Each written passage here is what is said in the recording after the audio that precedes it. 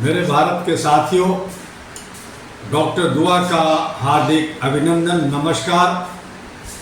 आप सबको ATV अहरा में स्वागत है।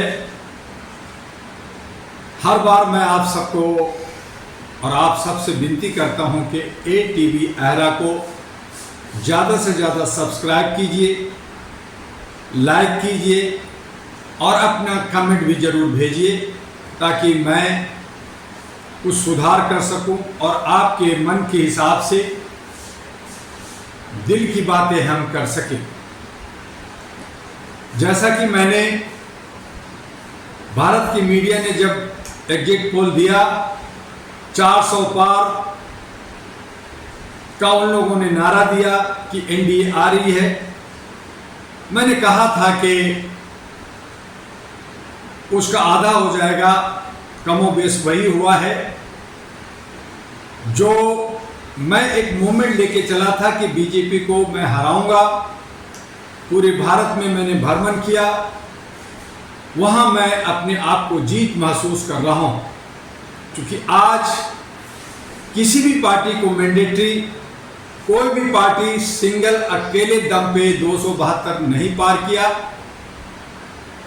जहां NDA सरकार बनाने जा रही है वो अपने घटक, अपने अलायंस के साथ बनाने जा रही है।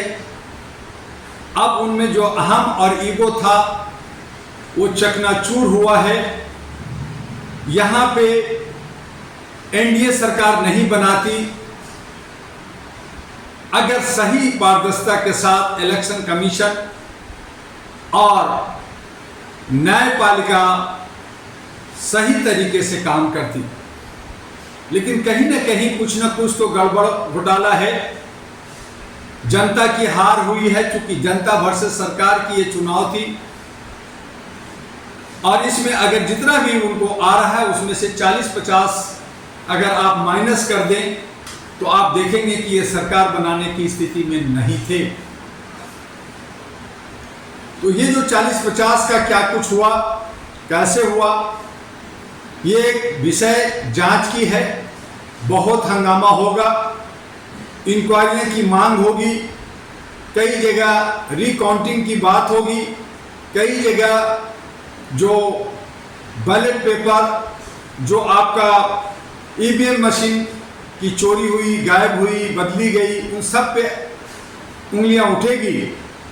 लेकिन मैं ये भी कहूँगा कि जिस तरह से इंडिया गठबंधन लास्ट में थोड़ा आक्रामक हुई, अगर ये पहले से कांग्रेस अगर 543 पे लड़ती, अगर इनके सेक्रेटरी, इनके चमचे, इनके चाटुकार लोग, सलाहकार करने वाले लोग गलत रास्ता नहीं देते, और मैंने बार बार कहा था कि दुआ की दुआ लो, लेकिन ये अहम और ईगो में रहे। और यही वजह है कि कांग्रेस, जहां इनको 272 मिल जाना चाहिए था, जिस तरह से जनता इन्हें पसंद कर रही थी, वो नहीं मिली। इनकी कमियों की वजह से, इनकी गलतियों की वजह से। बाकी सभी पार्टियां जो अलायंस में रही इंडिया गठबंधन में, उसमें बहुत सारे दागदार लोग रहे। केजरीवाल साहब जेल में गए, जेल से बाहर आए, लेकिन उतना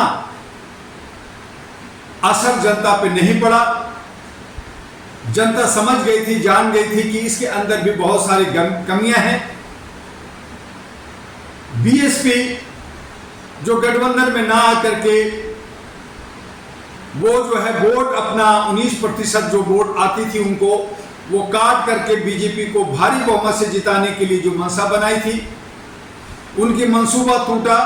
और तमाम बहुसंख्यक ने कहा कि अब BSP बहुसंख्यक की पार्टी नहीं रही, मायावती हमारे बहुसंख्यक का लीडर नहीं रही, और वो सब इंडिया गठबंधन की तरफ मुखातिब हुए। कांग्रेस समाजवादी पार्टी को वोट दिया। और यही वजह है कि हमारा दोस्त, जिसे हमने ही चंद्रशेखर आजाद की उपाधि दी, चंद्रशेखर रावण, नगीना से जीत रहा है। ऐसे बहुत सारे लोग जीत रहे हैं। और हमने बार बार अपने वीडियो से आप लोगों से कहा था, जनता से कहा था कि आप अपने मनपसंद जनप्रतिनिधि उम्मीदवार को वोट दीजिए, चाहे कितना बड़ा दबंग हो, चाहे कितना बड़ा वो नेता केंद्रीय मंत्री हो, आप उसे वोट मत देना। आपने हमारी लाज रखी, हमारे मान रखा। हम तमाम जनता को अभिनंदन करते हैं। उन्होंने कहीं ना कहीं मोदी जी को भी हराया है। अगर वो जीतते हैं तो हम उनकी जीत को जीत नहीं मानेंगे। और बहुत सारी जगह पे बीजेपी ने दूसरे लोगों को नॉमिनेशन से रोका। इंडिया गठबंधन ने अच्छे उम्मीदवार बीजेपी के सामने नहीं उतारा, दुआ का दुआ नहीं लिया, सलाह नहीं लिया। और यही वजह है कि जहां सत्ता को मिलना था, जिनको 272, 300 से ऊपर जाना था, वो नीचे रह गए। और जब फ्लोर टेस्टिंग की बात होगी, पार्टी का अगर देखें तो बीजेपी सबसे ज़्यादा सीट ला रही है, उन्हें ही न्योता मिलेगा। और वहाँ जब बहुमत साबित करने की बात आएगी तो इंडिया गठबंधन से और बाकी पार्टियों से कुर्सी की लालच में, सत्ता की लालच में, धन दौलत के लालच में टूट फूट कर करके, दल बदलू कर करके और जाएंगे। और फिर जो बीजेपी पहले 303 थी, वो 303 या उससे थोड़ा आगे भी हो सकती है। तो ये जो हमारा लोकतंत्र में दल बदलते हैं, पार्टियां बदल लेते हैं, ऐसे लोगों को भी हमें नकारना है, ऐसे लोगों को भी हमें हराना है, ऐसे लोगों को जनप्रतिनिधि नहीं बनाना है, नहीं मानना है। ये भी एक कानून की मांग हमने बार बार इलेक्शन कमीशन से और सुप्रीम कोर्ट से करते रहे हैं, अब भी करेंगे कि ऐसे दल बदलों को हम जनप्रतिनिधि नहीं मानते। उनको रिकॉल सिस्टम होनी चाहिए, उनकी सदस्यता खत्म होनी चाहिए। और ये जो हैंग असेंबली बन रही है, ये अब किसी की अहम, किसी की दादागिरी नहीं चलेगी। और ये बहुत ही लोकतंत्र की खूबसूरती है। चाहे एनडीए की सरकार अपने घटक अलायंस के साथ बनाए, चाहे उधर से टूट करके आ करके इंडिया गठबंधन की सरकार बने, लेकिन अब किसी की दादागिरी नहीं चलेगी। और ये बता रहे हैं कि अब नफरत की राजनीति नहीं होगा, अब ऊंच नीच की राजनीति नहीं होगा, अब मुद्दे की राजनीति होगा।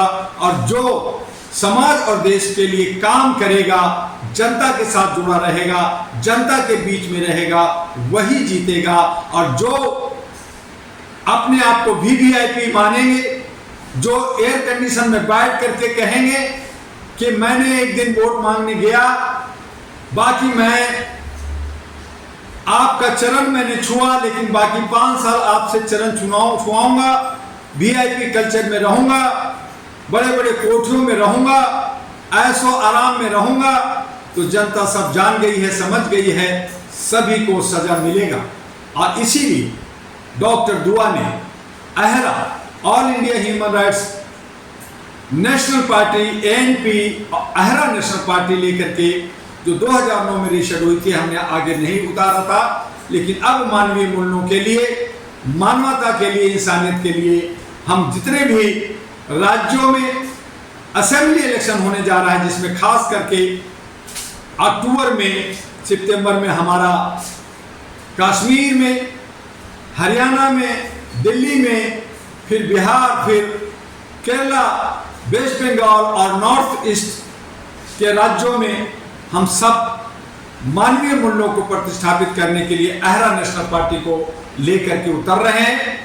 हमें पूरा विश्वास है कि जनता जाग गई है, अपने हक अधिकार के लिए, अपनी सामाजिक भागीदारी के लिए, अपनी आर्थिक आज़ादी के लिए, अपने रोजगार के लिए, शिक्षा, स्वास्थ्य समान हो, सुरक्षा हमारी महिलाओं को मिले और नर नारी को समान रूप से समानता का अधिकार मिले, बराबर बराबर का हिस्सेदारी, भागीदारी मिले। इसके लिए अहरा नेशनल पार्टी जोर शोर के साथ आ रही है। हमें पूरी उम्मीद है कि आपका विश्वास मिलेगा। लेकिन ये जो 2024 का ये जो पार्लियामेंट का जनरल इलेक्शन का जो रिजल्ट आया है, जिससे सरकार बनने जा रही है, ये अजीबोगरीब सरकार बनने जा रही है। अब किसी की दादागिरी नहीं होगी, और अगर दादागिरी करेंगे तो उन्हें मुंह की खानी होगी। और इसी को मद्देनजर रखते हुए जो बाकी पार्टियां इंडिया गठबंधन है, उन्हें जो है मंथन करना होगा, दुआ का दुआ लेना होगा, और तभी ये लोग आगे बढ़ पाएंगे। और नहीं तो बर्बादी जिस तरह से कर रहे हैं वो बर्बादी इन्हें मिलेगा। बस आज इतना ही। आपका राष्ट्रीय अध्यक्ष डॉक्टर एबी दुआ अहरा और एनपी का। जय हिंद, जय भारत।